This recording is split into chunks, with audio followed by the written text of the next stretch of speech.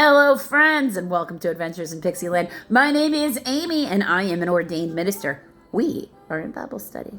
We are in the NIV, and we will be through 2025. In this video, we are in Exodus chapter 15, and we are doing all of chapter 15, which is verses 1 through 27. Exodus being the story of Moses leading the Israeli people, or the Israelites, to what will become Jerusalem, that yet was not when their family left it. There was Salem, but there was not Jerusalem. So, chapter 15, verse 1, the song of Moses and Miriam. Now, Miriam is the sister. Aaron is the oldest. Moses is the middle, as far as I know. And then Miriam is the sister, and I do believe the youngest of them. But she could be older than Moses. But there's three. Okay. Chapter 15, verse 1. Then Moses and the Israelites sang this song to the Lord.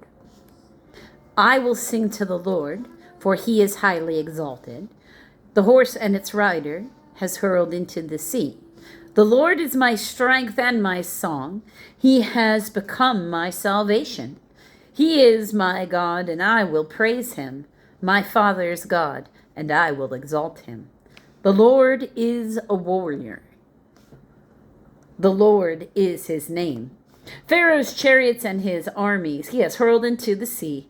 The best of Pharaoh's officers are drowned in the Red Sea, or in the Sea of Reeds. The deep waters have covered them. They sank to the depths like a stone. Your right hand, O Lord, was majestic in power. Your right hand, O Lord, shattered the enemy. In the greatness of your majesty, you threw down those who opposed you. You unleashed your burning anger. It consumed them like stubble. By the blast of your nostrils, the water piled up. The surge water stood like a wall. The deep waters congealed in the heart of the sea. Oh, goodness, isn't this interesting? So, God is protecting us. God is mighty. God protects us in all things. Most of our Christian rock songs still have this kind of thing. Or regardless of rock, any other genre, I don't care. Christian music usually has a lot of these things. And this is what they saw. So, like, for them, this is like a, faith-based marching song. Because remember, 600,000 people marching through the desert trying to find a land. Okay? That's a lot of people that you're trying to march around. So they're singing a song that they're making up to help the march go on. And listen to what, that's what they're envisioning. God with his giant head just breathing out from both nostrils. And that's why this wall of water existed, that they could walk across. To me, my brain is just sort of like, and yes, that would make sense to, like a 6-year-old. Like, how do you think God did that? It sounds like those kinds of explanations to me. The enemy boasted, I will pursue, I will overtake them. I will divide the spoils. I will gorge myself on them. I will draw my sword, and my hand will destroy them. You blew with your breath, and the sea covered them. They sank like lead, mighty waters. So, so this is a long time ago BC era, and they knew what lead was. So if you think ancient man didn't know some things, we only know what they taught us, right? We say we are greater because we stand on the shoulders of giants. Yeah. Who among the gods is like you, O Lord? Remember, Egyptians had a pantheon. So that's what the people are used to. Who is like you, majestic in holiness, awesome in glory, working wonders? You stretch out your right hand, and the earth swallowed them. In your unfailing love, you will lead the people you have redeemed. In your strength, you will guide them to your holy dwelling. The nations will hear and tremble. Anguish will grip the people of Philistia. The chiefs of Edom will be terrified. The leaders of Moab will be seized and trembling. Okay, now, here's an issue. Remember, these are all descendants of Jacob. These countries. Okay, so these Philistia, Edom, and Moab, those are all children of Esau. So relatives. Okay, before they went into Egypt, relatives. Literally from the Jacob's brother. Jacob's older brother. So these nations are older because there is no Israel as a country yet. Okay.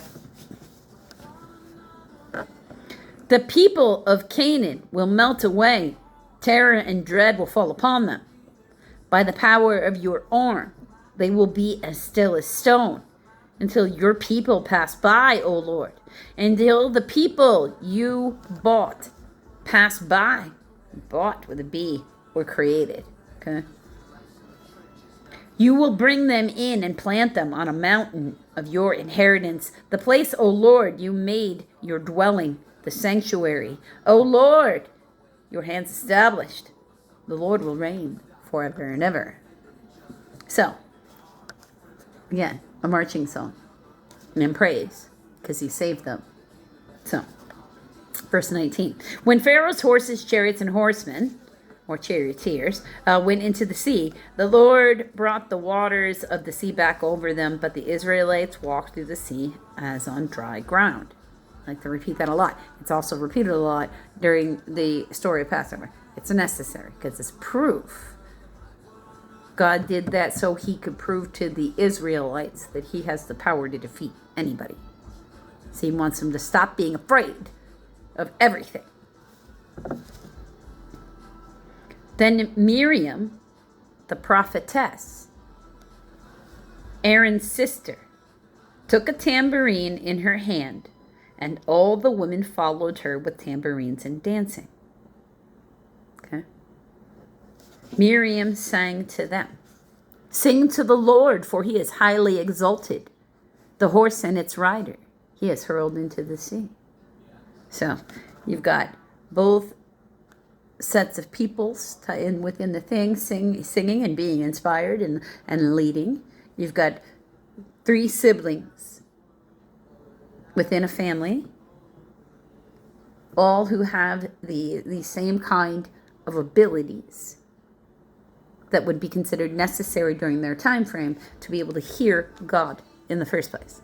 Because these kinds of things would have been well established by the people before them, and the parts of even more ancient history that we're not even in here with, because remember in the Egyptian peoples, and then they have their cultures, so there's this mesh of these influences. But also, remember, when we go back to the Genesis videos, the Egyptians are the descendants of Ham. The Israelites are descendants of Shem.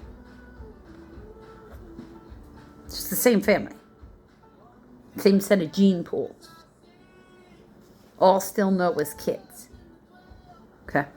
The waters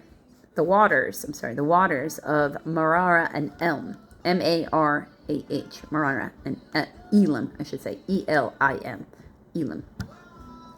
Then Moses led Israel from the Red Sea, and they went into the desert of Sur.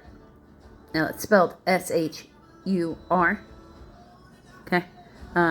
For 3 days they traveled in the desert without finding water. Then they came to Marah. They could not drink its water because it was bitter. That's why the place was called Marah, which it means bitter. It's literally the word for bitter. So the people grumbled against Moses, saying, "What are we to drink?"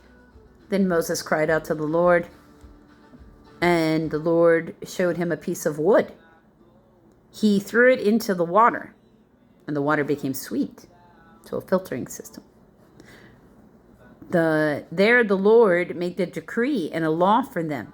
And there he tested them. He said, if you listen carefully to the voice of the Lord, your God, and do what's right in his eyes, if you pay attention to his commands and keep all his decrees, I will not bring on any of you the diseases I brought on the Egyptians, for I am the Lord who heals you. Then they came to Elim, E-L-I-M, right? However it's pronounced, because I'm going with it. Elim, where there were 12 springs and 27 palm trees, and they camped near the water. Palm trees, palm dates. So shelter, food, water. Not necessarily the most nutritious food, maybe not the most balanced diet in the moment, but hey, 600,000 people. That's what they said he was leading. Or at least that was all the Israelites at the time. So, right. He's got quite the task ahead of him, doesn't he? And absolutely not something I would envy. Something I would envy at all. Because it sounds like a lot of work to me, especially with people. Think about all that peopling you have to be responsible for. That's part of why it's like, you have a lot of ideas, so you should know I should not run for any office. That's a terrible idea. We don't want that. I don't want that. I would be unhappy, and then we would all be unhappy. But I'm very glad that that's someone else's job.